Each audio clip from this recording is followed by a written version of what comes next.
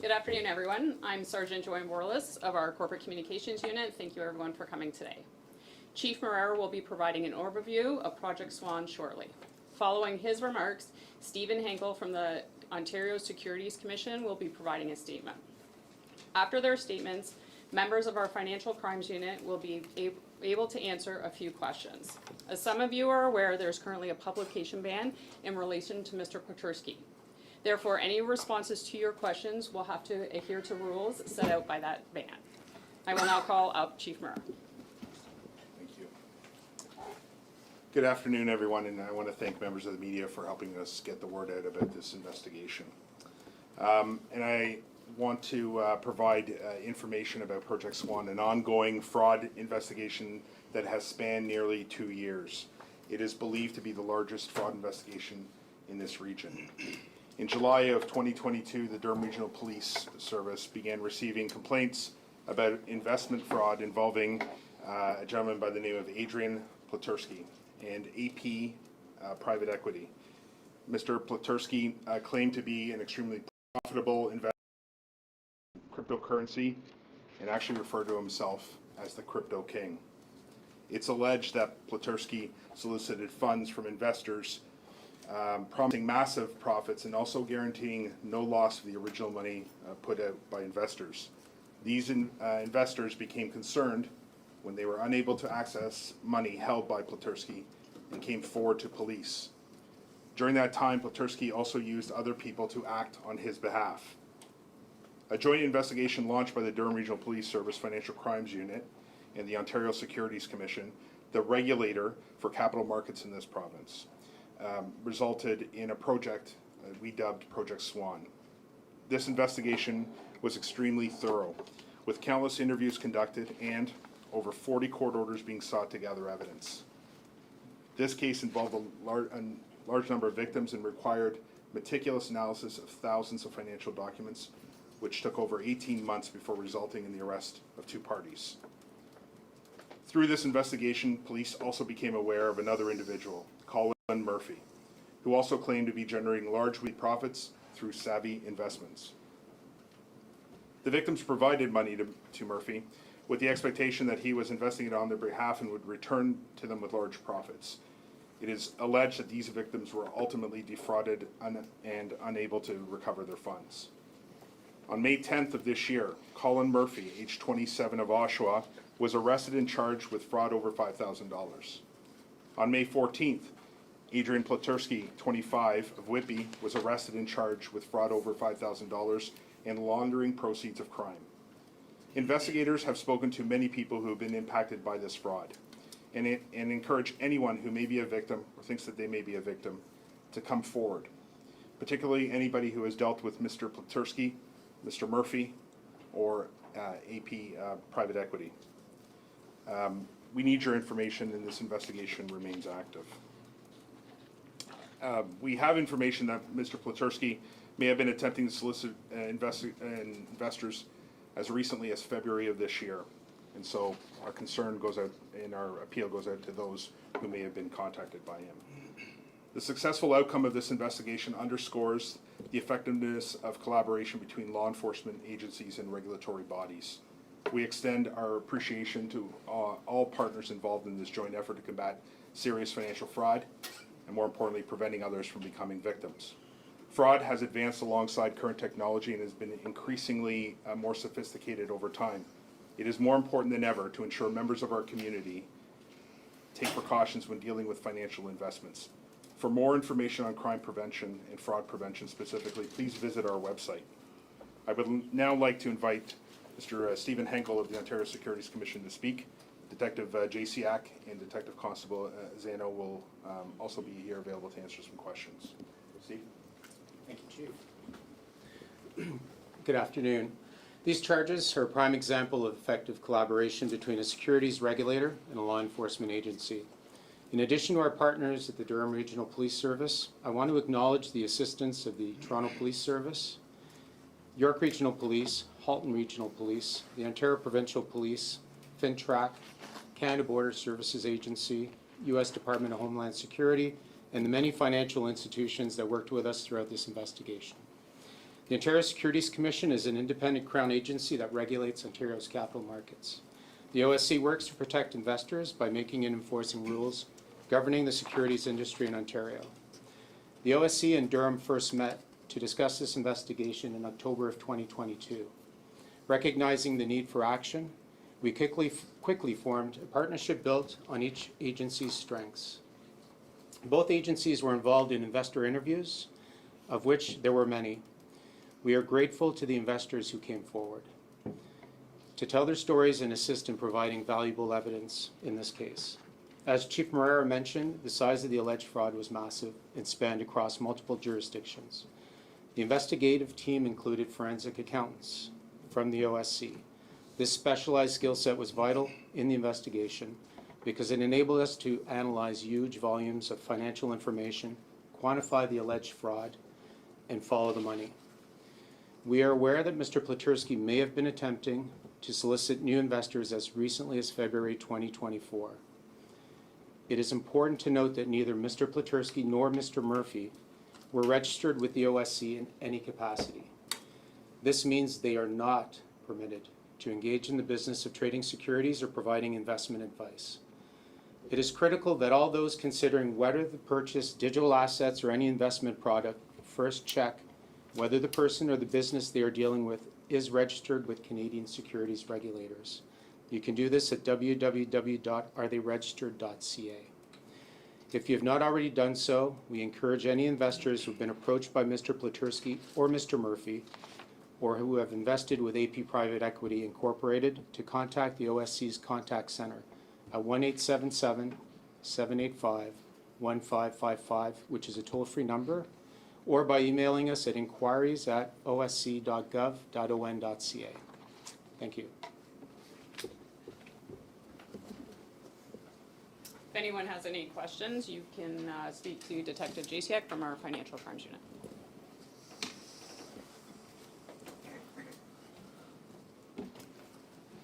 All right, fire away. John Woodward from the CTV here. I think we understand how the fraud element of this works, but I don't understand how the money laundering works. Can you let us know the basics of what Mr. Pleterski is alleged to have done on the money laundering side? Well, in regards to the specifics of the money laundering, as you can appreciate, cannot talk about that due to the publication ban. I can talk about the offense of money laundering, which in its generality is basically taking money as a result of proceeds of crime and converting it into another format to either hide the assets or to use it in another format. That's basically the crux of laundering. Is that how the cryptocurrency figured in? Again, I cannot get into specifics about the investigation due to the publication ban, but I'm pretty sure that should capture what you're looking for there for the laundering. Are you able to tell us anything about how they were able to find their victims? Again, I wish I could, but due to the publication ban, I am unable to get to the specifics of how that occurred. Yes? How many victims went into this charge? Right now there's, I know, one fraud charge laid against both Pleterski and Murphy. Is there a number of victims you could share that have been included in this? So in regards to the fraud over $5,000, that is what we call a global charge, which it encompasses all the investors. So that's why you see the one count of fraud over $5,000, as opposed to multiple counts for different investors. Can you speak to how many investors? Unfortunately, I can't give a quantified number again. I wish I could, but due to the publication ban, I can't give you a quantified number, but I'm sure you can imagine how many there are. This was a very long investigation. We spoke to multiple witnesses, and the point of hoping today that we know that there's plenty more out there, and we encourage any of the investors who invested with Aiden Pleterski, Colin Murphy, or AP Private Equity to please come forward, and we'd love to speak with you and interview you. Is it fair to say that dozens of people came forward? I can say multiple people came forward. I can't quantify that number, sorry. You did mention multiple jurisdictions as well. You say global. Are you able to state or provide any examples of where some of these individuals are from? Well, I don't want to really identify any of these individuals. It's not fair. They're victims. I don't want to give any information that could potentially identify them. But this does start in the region of Durham, and it expands throughout the multiple jurisdictions. There was you a say mention contact? that US Homeland Security was involved. Can you talk about what their involvement was? Again, can't get into specifics in regards to that, but their help was greatly appreciated in this investigation. Can you talk to me about how the arrest went down and what Aiden Pleterski's demeanor was? So again, can't really get into about Aiden Pleterski's arrest specifically. I can tell you that he was arrested on Tuesday, the 12th of May. Mr. Murphy was arrested on the 10th.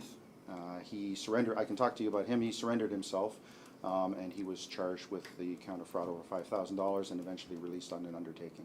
Are we able to talk about whether or not they were targeting any specific demographic? We know there's a lot of people who target the elderly, unfortunately. In this particular case, was there a particular demographic?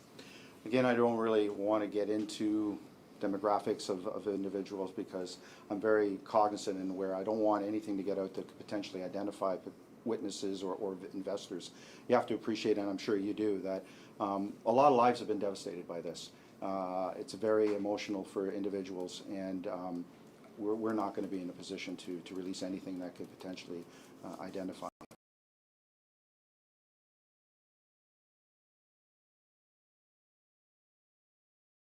Other parts, has been defrauded between both Murphy and Pleterski? A quantified amount, I can't do the publication, unfortunately. I can just leave it at millions. And is it fair to believe that there's still other investors, victims out there? Yes, and again, this is one of the reasons why we'd like to have this release is to encourage anybody who has been affected by this to contact us, and we will have some phone numbers that people can contact through the either Ontario Securities Commission or through the Durham Regional Police Service. Thank you. And can you speak to why the case is being moved to Toronto? Again, due to the publication ban, I'm unable to comment on that. Yes. I just wanted to follow up again on the arrest. Can you confirm where it took place, at what time of the day? Any details about the arrest? So, in relation to Mr. Murphy, the arrest was here in Whitby.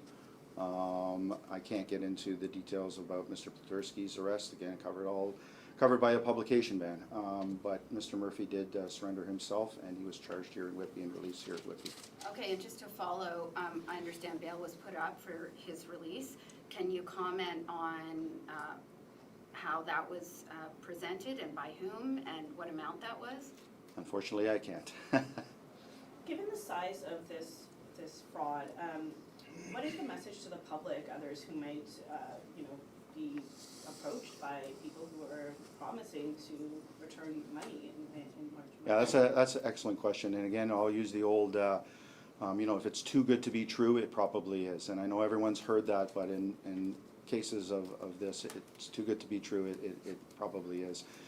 Anybody who's thinking of investing, again, as Senior Investigator Henkel had mentioned, contact the Ontario Securities Commission, see if they're registered, see if they're properly licensed. There's multiple financial agencies that are out there that will require individuals to be registered. Do some homework, go look into it, and protect yourself, protect your loved ones, your family. There's a lot of stigma and shame attached to this for a lot of people who have been bilked by fraudsters. What do you say to people who are considering coming forward but perhaps are feeling too overwhelmed with shame? Again, excellent question, because having worked in the financial crimes, we experience that a lot. Our service has some excellent witness victim assistance programs, and we would definitely help the individuals who are suffering or going through any of these emotions to not do it alone. We do have resources available, and we will make those resources available to people. What's your message to investors who got ripped off and are wondering, am I ever going to get my money back?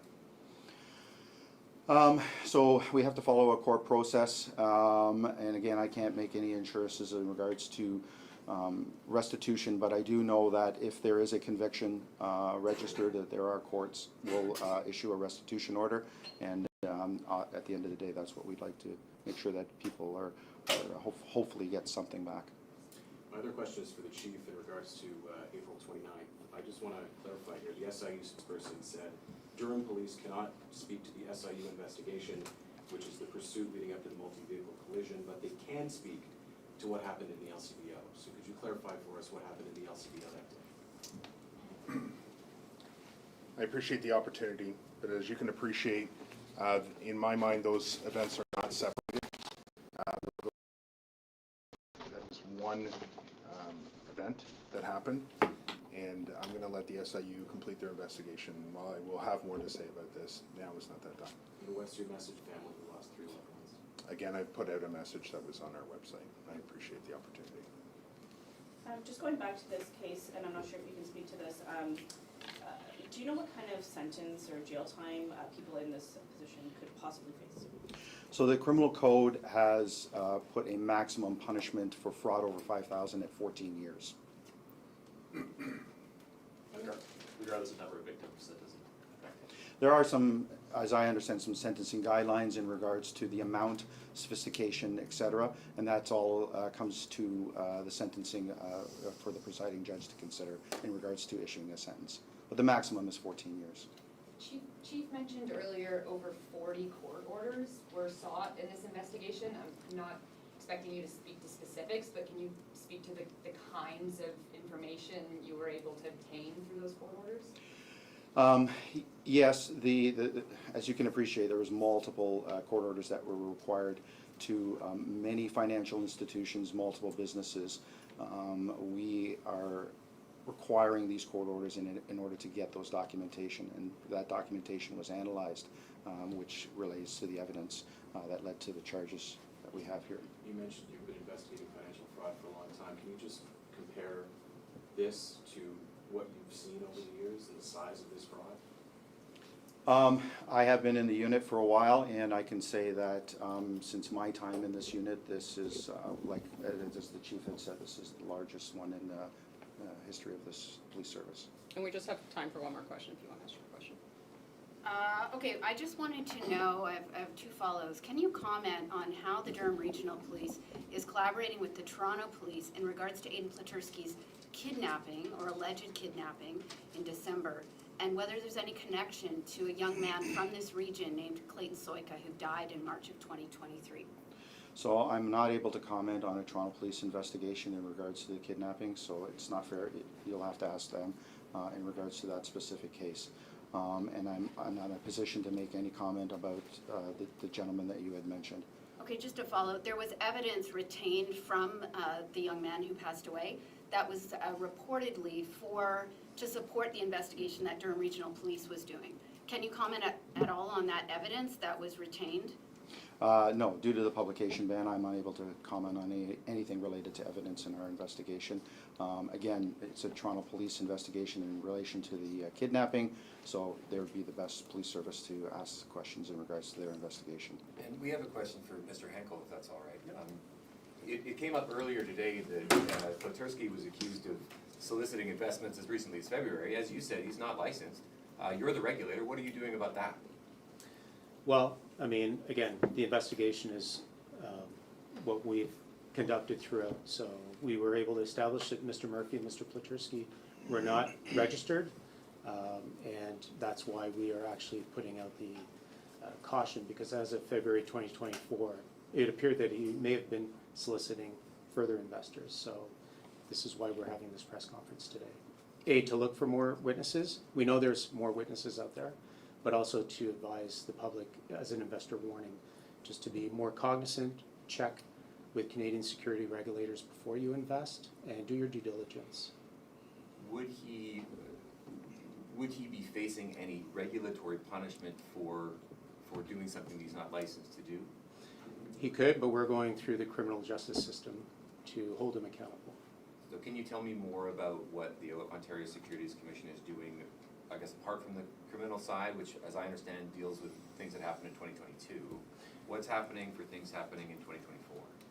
So this is all part of one global investigation. Again, it was a joint investigation with Durham Regional Police with assistance of other agencies, and this has been a criminal investigation throughout, and as it continues, it'll be a criminal investigation as going forward. Do you expect to lay any more charges in this case? With respects to these charges, it's ongoing, so could there be, again, I don't have a crystal ball, it could very well be. Just to follow on further charges, can you comment on whether you are investigating any other affiliates of Mr. Pleterski, and specifically an affiliate in Chatham, Mr. Ryan Rumble, tied to Banknote Capital? There are other investigations, that's all I can say at this point in time. Is it, actually just to clarify that, is it fair to characterize Colin Murphy as directly Pleterski or an affiliate of?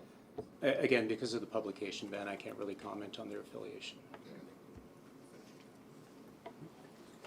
Thank you all for coming. That will conclude our press conference.